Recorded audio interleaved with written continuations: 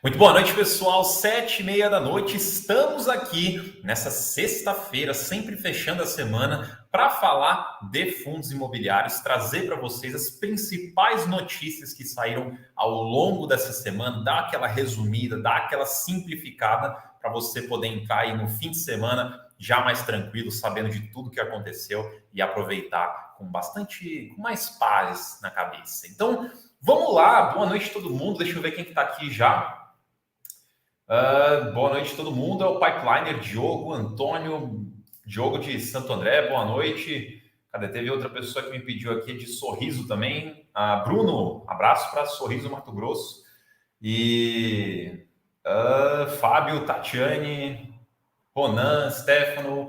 Boa noite a todo mundo, boa noite. Temos bastante coisa para a gente falar hoje, tem bastante notícia bem interessante. Algumas, a maioria positiva, algumas negativas, mas a gente está aqui para falar de todas elas. Então, ao longo aqui da live, eu vou comentar essas notícias e vocês podem fazer as suas perguntas no chat e eu vou respondendo ao longo da live. Deixa eu só salvar aqui umas coisinhas. Aí, deixa eu salvar esse comentário aqui, que daí eu deixo na hora certa para eu responder melhor, beleza? Vamos lá, então. Deixa eu abrir aqui. Peraí. Augustinho tá perguntando, boa noite, vai mal indo hoje?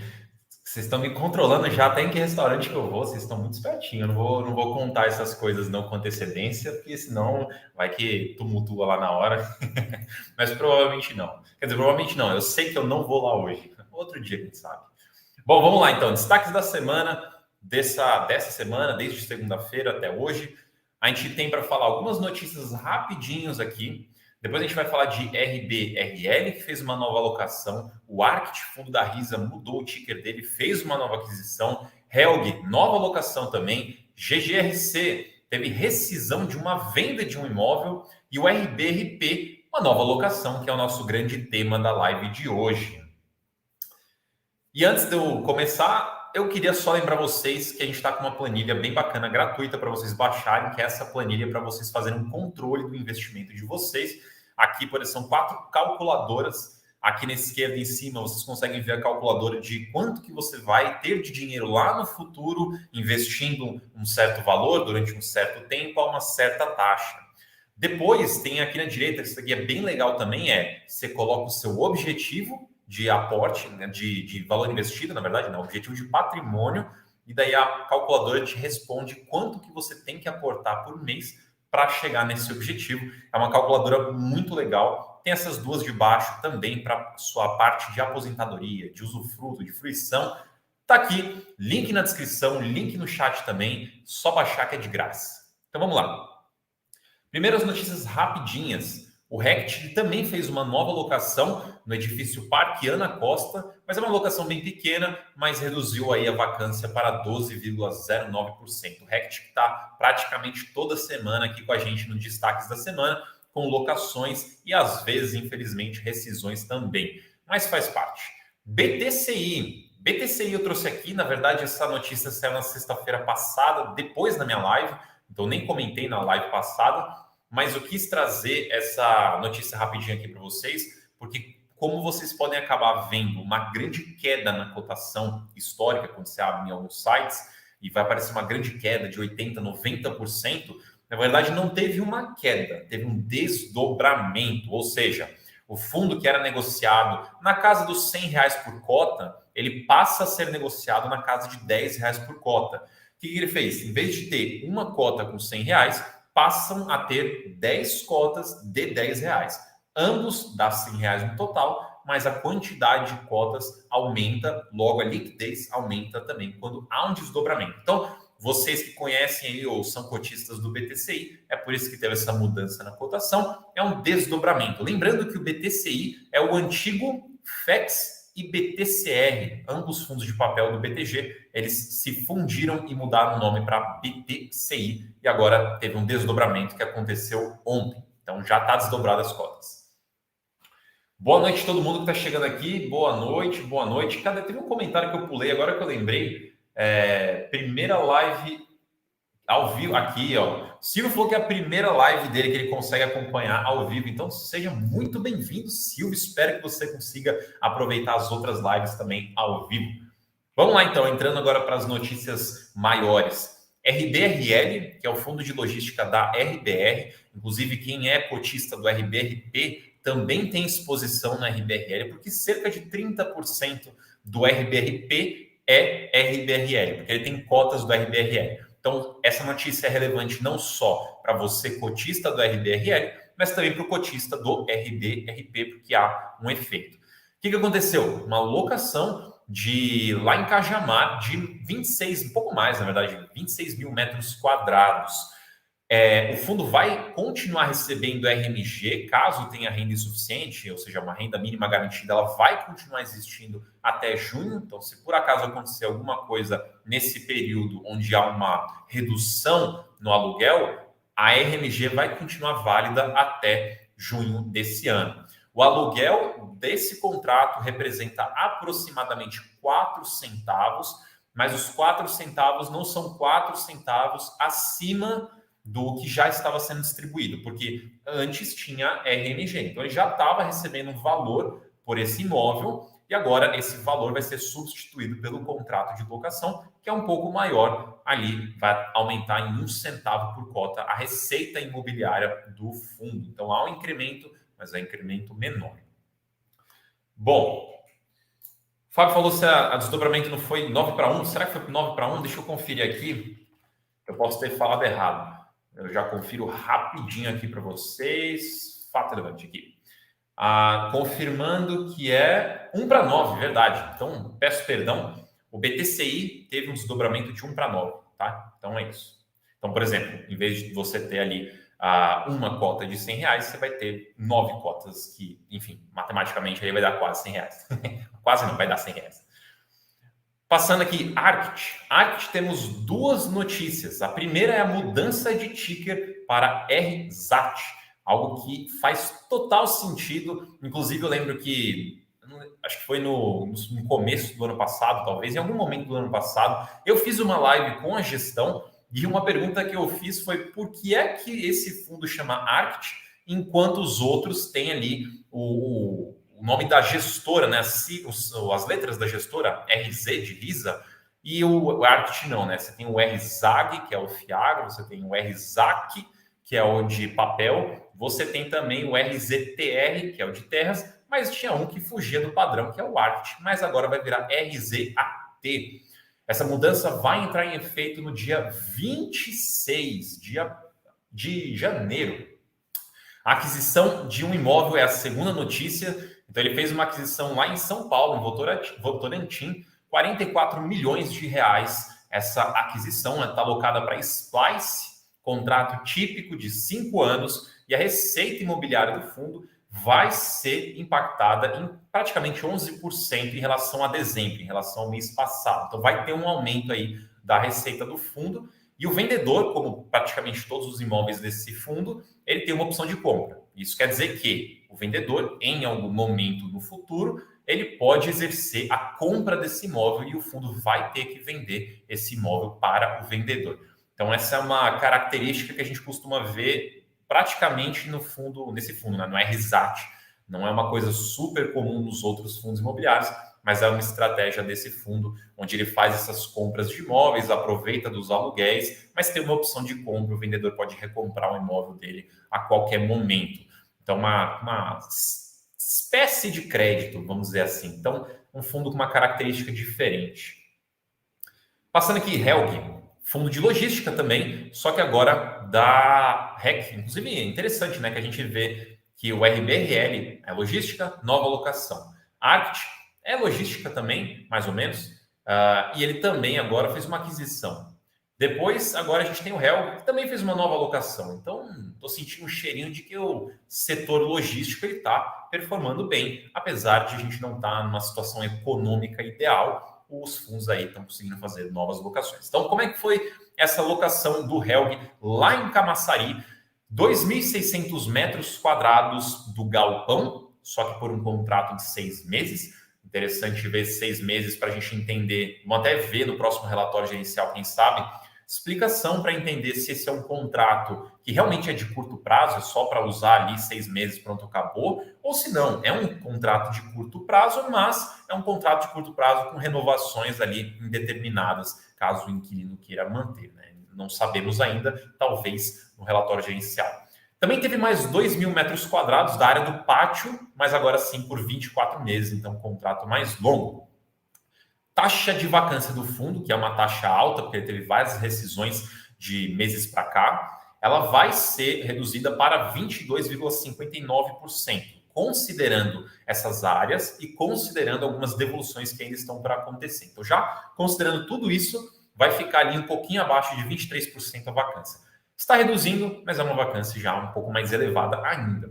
O impacto na distribuição do fundo vai ser de 6 centavos, então um impacto bem relevante. E também é interessante mencionar que teve uma extensão de contrato com a Transparaná, inclusive quem fez essa nova alocação foi a própria Transparaná.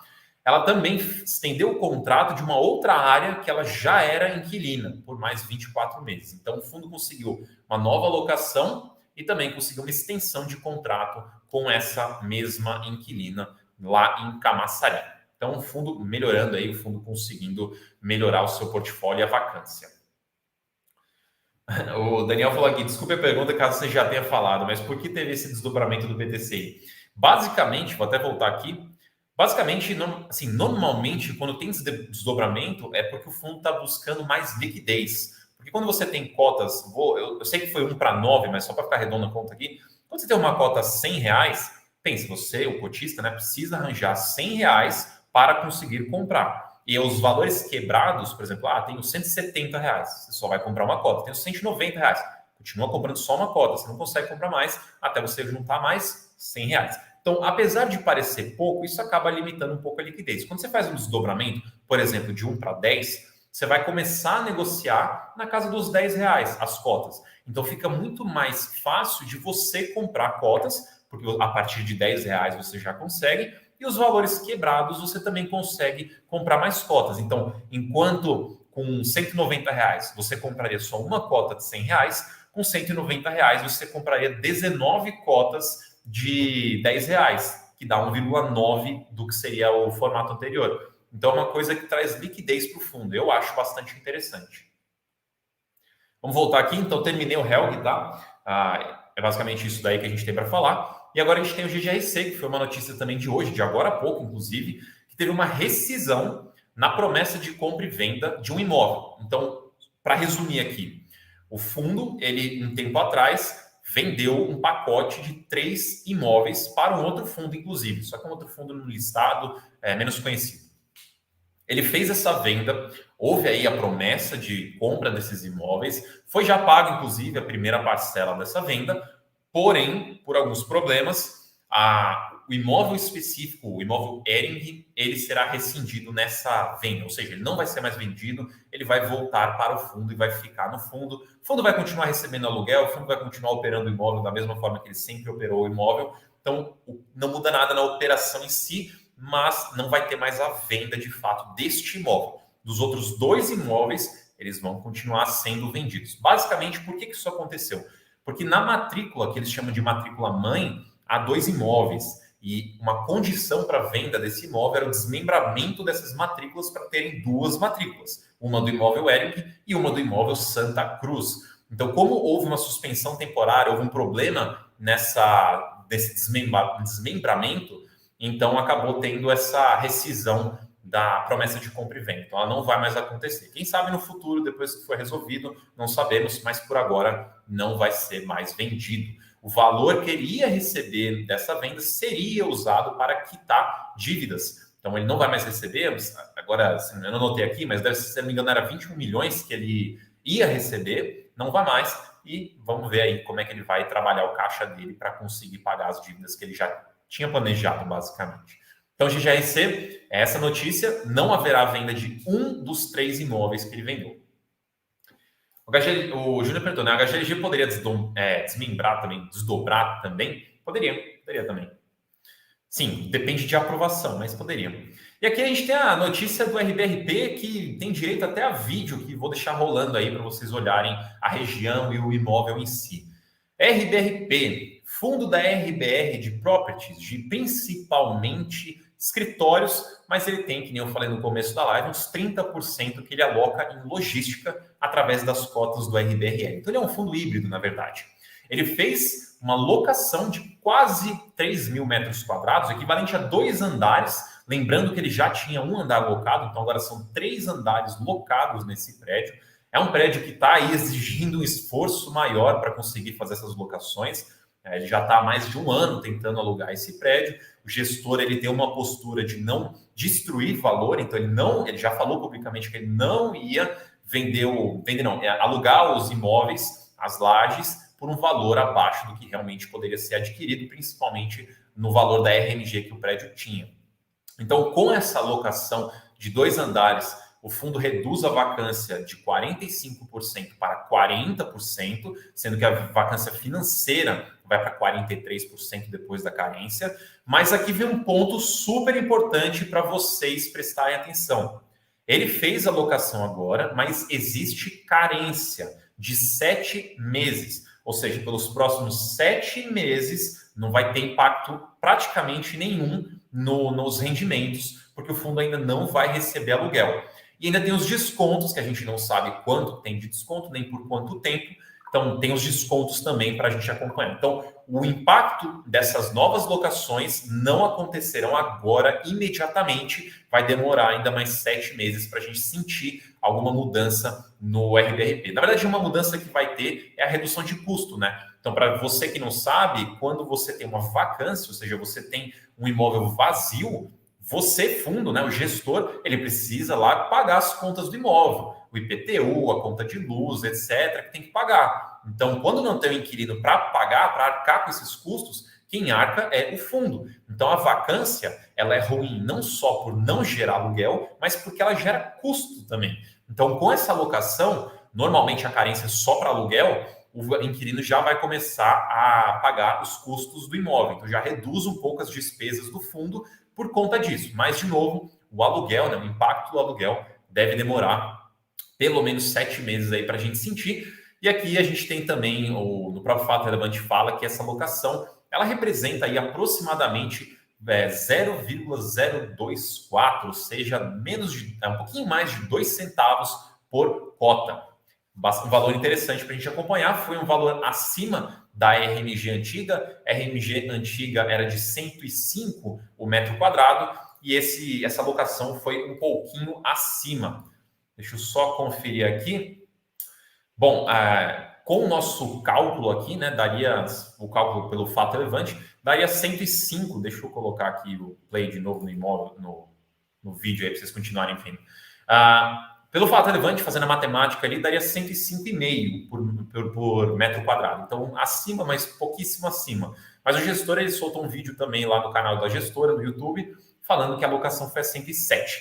Então, não sei se é 105,5, 107, tá aí esses dois valores. De qualquer forma, é um pouco acima da RMG, o que é positivo. Então, antes, não tem mais a RMG, antes tinha a RMG, eles conseguiram um valor acima daquilo que era pago naquela época.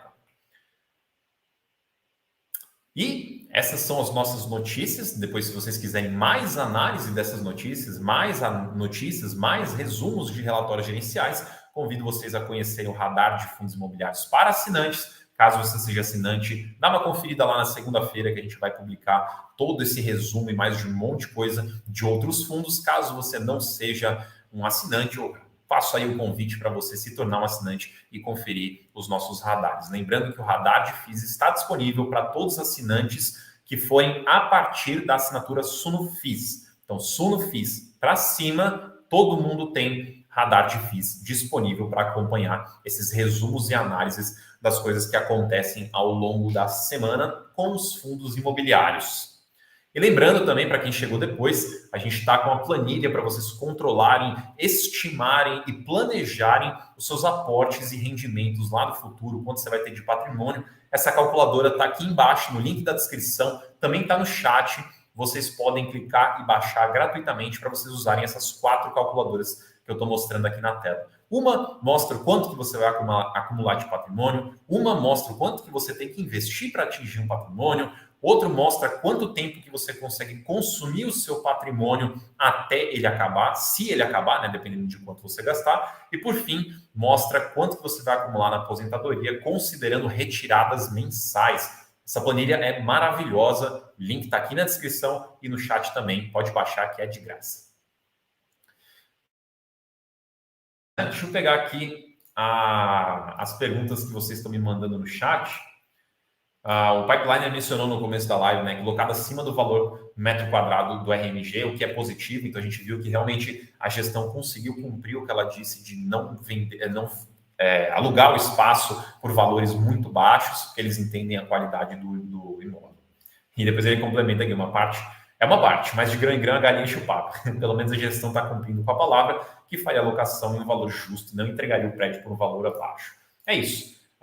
Demorou mais, quer dizer, continua demorando, né, mais do que o previsto para alugar esse prédio, mas aos pouquinhos vai alugando. E conforme vai alugando também, vai tendo menos espaço. Quando vai ter menos espaço, aquele senso de urgência, aquele senso de escassez começa a aumentar, porque agora já não tem mais 2 andares para alugar, tem menos. Então, conforme vai diminuindo, aí vai ficando potencialmente mais atraente para alguém alugar o espaço. Então, vamos acompanhando.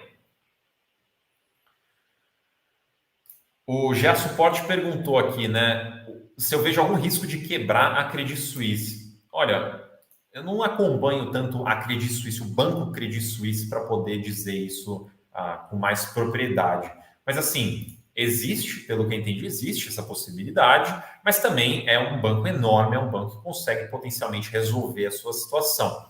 Agora, trazendo isso para o universo de fundos imobiliários, temos uma gestora da Credit Suisse. Se por acaso chegar num caso extremo de, vamos ter que encerrar as operações da Credit Suisse no Brasil, o fundo não é da gestora, o fundo é dos cotistas. Então, no pior cenário para você, cotista de algum fundo da Credit Suisse, o pior cenário é ter que trocar de gestora. Aí uma outra gestora vai assumir o fundo e tocar o fundo. Esse é o pior cenário, tá? Vamos ver. O Davi perguntou, desconto prevê um prazo para normalização, tendo em vista que o River One tem um preço metro quadrado mais caro da região, o contrato tem alguma segurança para não ter quebra durante o desconto? Bom, não foi mencionado isso no fato relevante. Normalmente, quando tem carência e tem desconto, numa rescisão antecipada, o inquilino tem que arcar com a carência e o desconto, ou seja, ele tem que pagar a carência e desconto que o gestor deu para ele. Tá? Então, se por acaso, normalmente, né, se por acaso rescindir, ele perde o desconto que ele teve pela carência e pelo desconto no valor do aluguel de fato. Mas não está escrito isso no fato relevante. E o prazo de normalização, não sei, também não foi dito no fato relevante quanto tempo de desconto que vai ter, só foi mencionado 7 meses de carência, não foi nem no fato relevante, foi no vídeo do gestor, tá? O Marcos perguntou quantos FIIs tem na carteira de FIIs da Suno. A nossa carteira é dividida em 2 listas. A primeira, que seria realmente a carteira recomendada, balanceada, toda formada, tem 17. E tem uma segunda lista que a gente chama de FIIs alternativos, que é para você que quer ter mais, que é para você que quer substituir alguma opção, e também para quando tem, não é o caso agora, mas quando tem algum fundo abaixo do preço teto, ou desculpa, acima do preço teto, que a gente muda o viés para guardar, você tem outras opções de investimento se você quiser também. Então a gente dá mais opções. No total, dá 22, 23 fundos. Guilherme perguntou se a gente acompanha FIAGRO. O FIAGRO, o outro investimento, não FIIs de agro. Fundo imobiliário de agro a gente acompanha. FIAGRO, que é outro investimento, assim como FIINFRA também é outro investimento, a gente ainda não acompanha nas nossas assinaturas, tá? A gente faz alguns conteúdos aqui na Suno, rede social, YouTube, Instagram, enfim, artigo. A gente escreve sobre esses temas, mas assinatura, carteira recomendada desses dois, né, FIAGRO e FIINFRA, ainda não tem.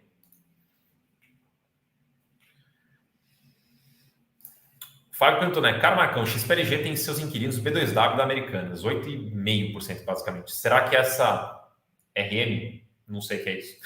Mas basicamente, inclusive você, cotista do XPLG, o XPLG ele soltou um comunicado agora, alguns minutos atrás, né? Talvez 1 hora atrás, falando da exposição que ele tem na Americanas, que é essa que foi mencionada aí, E também mencionando que eles entendem que o imóvel é muito bom, é muito interessante e não teria nenhum problema em reposicionar ele no mercado caso chegue no estágio de vacância.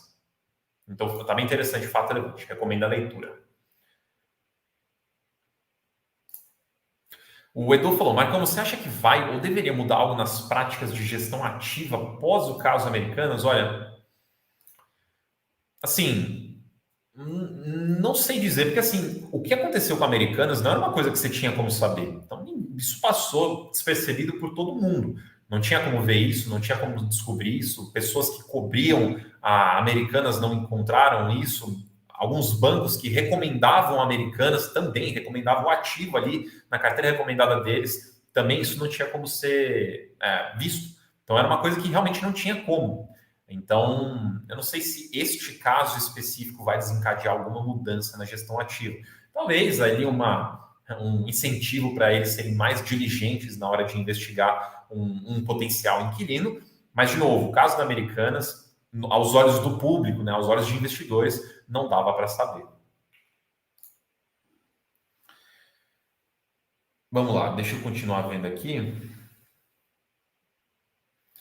O Carlos perguntou, né? Qual que é a opinião sobre a alavancagem de 1,2 bilhão do TRXF? O TRXF é um fundo bastante alavancado, de fato, porém ele tem uma alavancagem muito bem controlada. Aqui que é a chave do negócio. E se vocês quiserem uma recomendação minha, uma sugestão minha sobre alavancagem, quando vocês forem estudar fundos imobiliários, não olhe só o número, né? A quantidade, o tamanho da alavancagem. Olhe como ela foi montada e como a gestão está trabalhando nela. O caso do TRXF, ele é bastante alavancado, só que todas as alavancagens são casadas com os contratos que eles têm. Então, um é IPCA, o outro é IPCA também. Então, quando sobe IPCA, né, a dívida é corrigida, o aluguel também é corrigido. O prazo também ali é um prazo longo, é um prazo casado. E o contrato também tem aquelas multas enormes no caso de rescisão, que ajudaria a pagar a dívida caso isso precisasse ser feito. Então, está muito bem casado. E, em cima disso, o fundo tem também sempre feito uma reserva de caixa para poder cobrir as despesas aí dos próximos 2 anos. Então, é um fundo que está bastante confortável em relação à alavancagem, tá? Diferente de outros fundos que não tem esse casamento aí de contrato e dívida, dos prazos, dos indexadores. Fundos assim estão sofrendo mais, tá?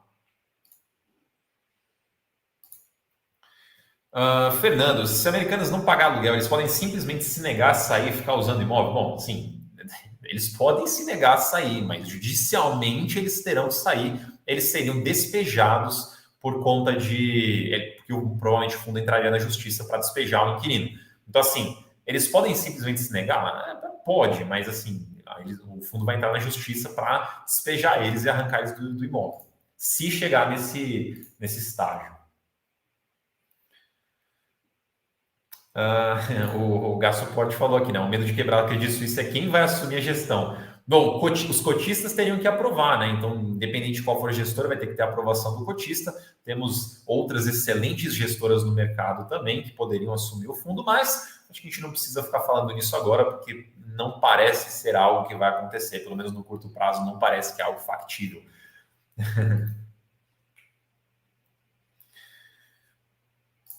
O Fábio falou aqui, cara Marcão, BMLG aparenta ter alavancagem bem estruturada, mesmo assim a cota despenca, onde está acima de 0,1% ou 1% de yield ao mês. Seria grande oportunidade ou tem algo que não sei? O BMLG, ele tem menos liquidez, ele é menos conhecido, mas ele é um fundo que está agora tentando aumentar, né, seu tamanho, crescer, ele provavelmente vai fazer uma emissão, se eu me lembro bem, e ele teve um novo investidor internacional, o primeiro investidor estrangeiro que entrou nos fundos imobiliários, que é a Oaktree, vai ajudar o crescimento desse fundo. Então, normalmente, quando o fundo é menos líquido, é menos conhecido, não tem um histórico de performance que nem outros fundos, eles acabam sendo os primeiros a sofrer quando a gente está numa situação mais complicada de cotações. As pessoas acabam vendendo mais fácil esses fundos do que fundos muito mais consolidados.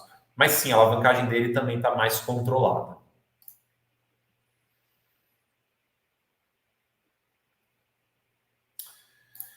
Olha, o Kaique falou aqui uma pergunta difícil, eu vou tentar não me arriscar muito aqui, porque, de novo, ações não é o meu ramo aqui, Mas ele perguntou, né? Você acredita que mesmo que leve tipo uns 10 anos, Americanas consegue se recuperar ou a tendência é decretar falência e ser incorporada por outras empresas? E fiz como BRCO, qual é o impacto? Bom, primeira pergunta ali, né? A possibilidade dela entrar, ela declarar falência. Isso pode acontecer. Ela já fez o pedido de recuperação judicial, então isso já aconteceu. Agora é um momento que a empresa precisa trabalhar e se reestruturar para tentar se salvar. Dá para fazer, mas não sabemos aí qual que é o tamanho do dano, né? Antes era 20 bilhões, passou para 40, no pedido de recuperação judicial já é 43. A gente não sabe exatamente o tamanho do problema que eles têm para resolver. A gente sabe o mínimo, que é 43 bilhões, mas pode ser mais. Então, assim, não sei qual que é a chance de uma falência, ou a chance de uma recuperação, mas ambos os casos são factíveis. Ambos os casos podem acontecer. Uma falência pode acontecer. Vamos supor que sim, eles vão falir. Vamos supor que a Americanas vai fechar. Acabou Americanas. O que acontece com fundos como o BRCO, que tem uma exposição a Americanas? Eles vão ter um inquilino inadimplente. O inquilino que é inadimplente, ele pode ser removido do imóvel depois. E daí aluga para outro inquilino. Então, o pior cenário que tem para um fundo imobiliário, num caso desse, é perder o inquilino, né? Ficar inadimplente, perder alguns aluguéis e perder o inquilino e ter que buscar outro inquilino para colocar no imóvel. Então, no pior cenário, ele acaba tendo ali um tempo sem renda naquele imóvel até ele alugar de novo. Esse seria o pior, né? Porque o fundo não tem participação na empresa. Então, a empresa indo bem, a empresa indo mal, isso não muda nada para o fundo, desde que o aluguel continue entrando, né? Mas aí, a partir do momento que acaba o aluguel, ele não paga o aluguel, aí temos um problema, aí o fundo vai resolver esse problema, seja fazendo algum acordo, ou seja, despejando o mesmo inquilino, tchau, vai embora, e eu vou arranjar outro inquilino. Então, aí é uma coisa que a gente precisa acompanhar. Silvio falou aqui, ó, o Silvio que é a primeira live está acompanhando ao vivo, de novo, muito bem-vindo, Silvio. Pode falar algo sobre o HGRE? O HGRE, ele está numa situação relativamente parecida com o RBRP, que ele tem um grande imóvel no portfólio dele, totalmente vazio. No caso do RBRP já alugou um pouco, mas no dele tem a Torre Martiniano, que é um prédio que ele comprou propositalmente vazio para fazer um grande retrofit, uma grande reforma e também uma expansão do espaço ali para basicamente aumentar o valor ali do imóvel e depois fazer locações bem mais caras do que eram antes. Qual que é o estágio desse imóvel, que é o principal ponto, o principal chave a ser virada pelo fundo para gerar retorno para os seus investidores? É a locação desse prédio. Ainda não aconteceu nenhuma locação, mas no último relatório gerencial o gestor mencionou que já há algumas conversas aí para fechar um contrato de locação ali de alguns andares. Então, potencialmente, pode ser que aí nos próximos meses a gente veja alguma notícia. Esse é o principal componente de performance do HGRE hoje, mas ele tem um portfólio grande. Ele tem um portfólio grande com outros inquilinos, outros imóveis, imóveis bons, imóveis ruins, e daí tem algumas vacâncias também. Então tem bastante coisa para ajeitar a casa ali, mas o gestor, pouco a pouco, ele está resolvendo. Já vendeu imóvel, já fez locações, está fazendo retrofit, então ele está ajustando o portfólio.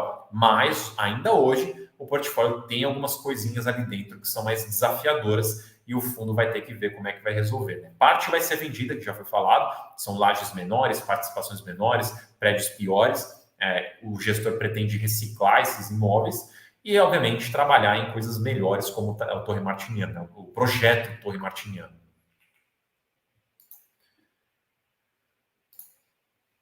Genilson, onde posso pesquisar a rentabilidade histórica dos FIIs para comparar com outros benchmarks? Sempre vejo uns gráficos que o professor Baroni posta.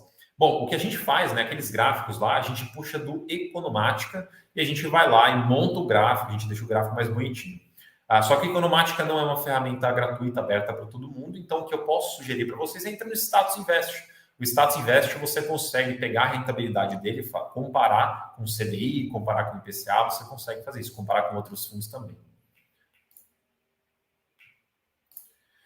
O Theo falou aqui, né? Boa noite. O Arct vai mudar a sigla para RSAT. Isso impacta em quê? Impacta em nada, só realmente a mudança de nome. Então, agora, em vez de você comprar cotas desse fundo digitando ARCT, você vai digitar RZAT. Só isso que muda, não muda mais nada.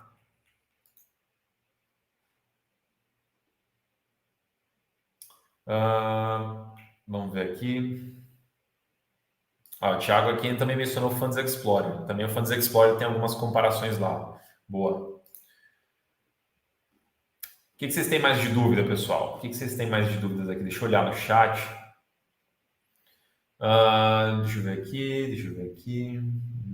Pegar algumas perguntas aqui. O Oaktree tem muita credibilidade para o BLMG, de fato. O Oaktree é do Howard Marks. Howard Marks é um dos maiores investidores do mundo. Então, realmente traz muita credibilidade não só para o fundo, mas também para a indústria de fundos imobiliários. E é uma coisa legal da gente acompanhar para ver se mais investidores estrangeiros entram nesse mercado. Então, é uma coisa muito bacana. Vamos ver essa pergunta do Agostinho aqui. Research sempre recomenda compra de ações das americanas, os dados informados das empresas e carteira de recomendação confiáveis. Qual a diferença de arriscar e balanços informados das empresas? Bom, aí que entra a reputação de aonde você está pegando recomendações. Então, a gente tem recomendações de casas de análise independente, tem casas de análise que são vinculadas, tem também análises de próprios bancos mesmo.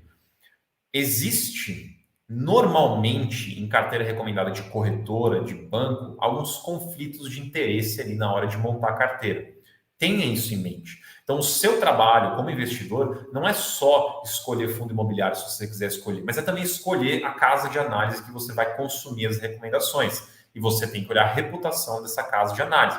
Veja se ela tem um bom trabalho, uma boa performance, uma boa transparência, como é que são os analistas, quem são os analistas responsáveis, para você conseguir tomar a decisão e confiar em alguma casa de análise. Vou te falar que todas, 100%, são boas? Não, não são. Então, você precisa escolher também algumas. Óbvio que eu sou enviesado, eu diria para você, acompanhe os conteúdos da Suno, dá uma olhada nos relatórios da Suno, afinal eu trabalho aqui, mas assim, pesquise, olhe, veja o que tem por aí e coloque seu dinheiro aonde você achar que é mais confiável.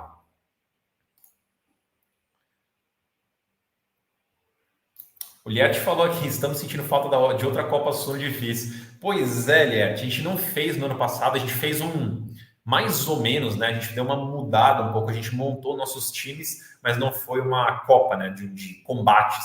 Mas quem sabe a gente não faz alguma coisa esse ano diferente. Aceitamos sugestões.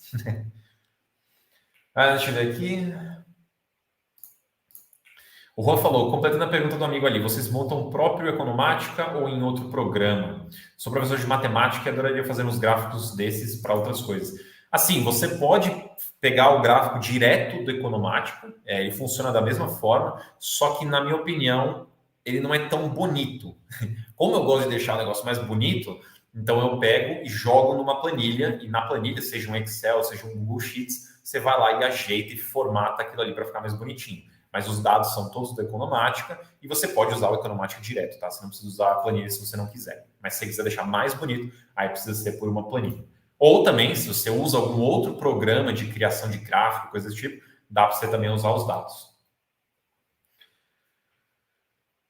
O Gabriel perguntou, né? Poderia dar algumas dicas de como analisar a gestora? Não sei se a cortou aqui. A gestora de um fundo. Bom, o que a gente está querendo, né? A gestão, o que ela faz? Ela é responsável pelas decisões de investimento do fundo. Qual imóvel vai comprar? Qual imóvel vai vender? Se vai alugar? Qual o valor do aluguel? Quanto que eles vão buscar por inquilino? Quanto que eles vão trabalhar no portfólio? Quanto que eles vão reformar o portfólio? Quanto que eles vão reciclar? Tudo isso é a gestão. Então, você precisa olhar algumas coisas. Primeiro, histórico. Olhe gestoras que já têm um trabalho para você estudar. Seja o trabalho no próprio fundo que você está olhando ou nos outros fundos também, porque hoje em dia muitas gestoras têm vários fundos. Olhe como é que é o trabalho dela nesses fundos para você avaliar se tem um histórico positivo. Se não tiver, já temos aí uma bandeira vermelha. Mas vamos lá. Tem outras coisas que você deve olhar. Transparência. O que é transparência? É você ver que o gestor, ele passa realmente as informações para você, ele passa sempre o máximo possível, ele quer te informar, ele explica o que está acontecendo, mesmo em situações ruins, ele vai lá, ele explica, ele te traz informação. Transparência, muito importante. Comunicação, que também entra com transparência. A comunicação é o quanto que ele te fala, né? Quanto que ele te fala, por onde ele te fala, qual a frequência que ele conversa com você. É importante que você busque uma gestora comunicativa, porque isso daí vai ajudar você a sempre ter informação e não ficar perdido. Esses três são os três principais pontos, na minha opinião. Então, histórico, né, de performance, histórico de decisões, histórico do que ela fez basicamente no passado para você ver se foi bom ou ruim, transparência e comunicação. São três coisas muito, muito, muito importantes e insubstituíveis que você precisa olhar. Já Spot falou que se acha que a cota do Tord chega a R$ 1. Quanto que está o Tord hoje? Vamos olhar aqui. Tord 11, 6,67. Eu não vejo por que ele chegaria a R$ 1, né? Ele teria que dar muito problema. Problema de perder patrimônio, problema de perder empreendimento, de dar default, sabe? Tem que dar muito problema para ele começar a perder patrimônio a ponto de chegar em R$ 1.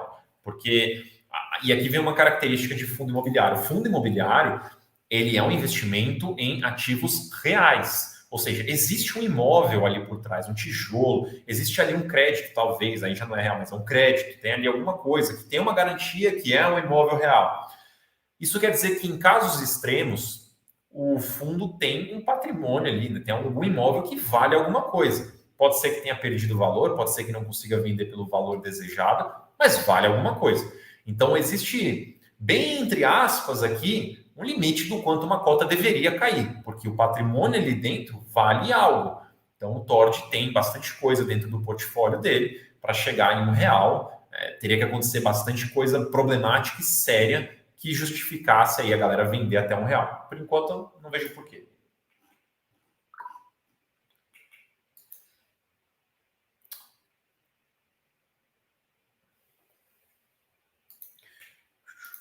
O Max falou aqui, né? Faltou transparência na RBR, ao não colocar o fato relevante do RBRP, que a carência é de 7 meses. Realmente faltou essa informação. Na verdade, assim, duas coisas, né?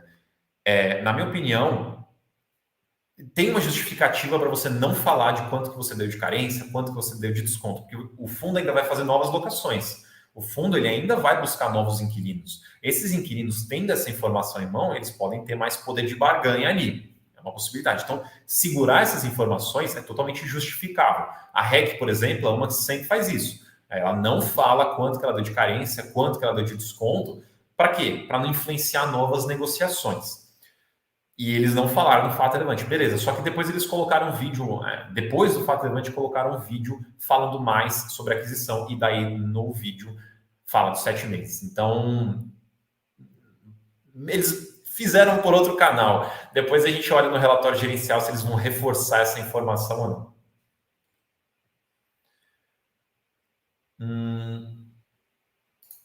O Ricardo perguntou, né, Marcão, pode explicar emissão só para investidores profissionais?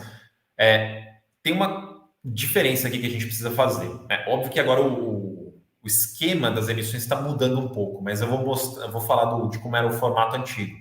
Antes a gente tinha ofertas públicas e as ofertas restritas. Oferta pública é para todo mundo. Oferta restrita, quando você olha no documento, é só para investidor profissional. Só que quando está escrito que é para todo mundo ou para investidor profissional, está escrito em relação ao período público. Então, o período público na oferta pública é realmente público, para todo mundo. Agora, quando a gente tem um outro período público, entre aspas, na oferta restrita, que a gente costuma falar de período restrito, é porque ele é aberto, mas só para quem é profissional. Então, qualquer pessoa ou fundo, ou quem quer que seja profissional, tem ali uma chance de participar neste período específico. Este período específico não considera o período de preferência para os cotistas. Então, quando você vê informação desse tipo, o mais correto seria dizer que a oferta pública é para cotistas e todo mundo, né, no mercado em geral. E a oferta restrita seria para cotistas e investidores profissionais. Então, cotista participa dos dois. Só que agora mudou um pouco, tá? Então, não existe mais oferta pública, não existe mais oferta restrita, só as que já estão em andamento. Agora é tudo a mesma coisa, só que vai ter uma...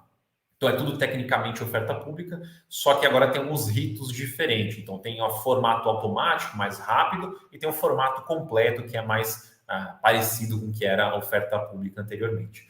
Vamos continuar vendo como é que está saindo essas ofertas para a gente ver exatamente quais são as mudanças, como é que vai funcionar. Por enquanto, só saiu uma oferta nova neste formato novo, que é a do RZAC, que saiu recentemente, mas é a única, então a gente não tem muito ainda um benchmark para a gente comparar.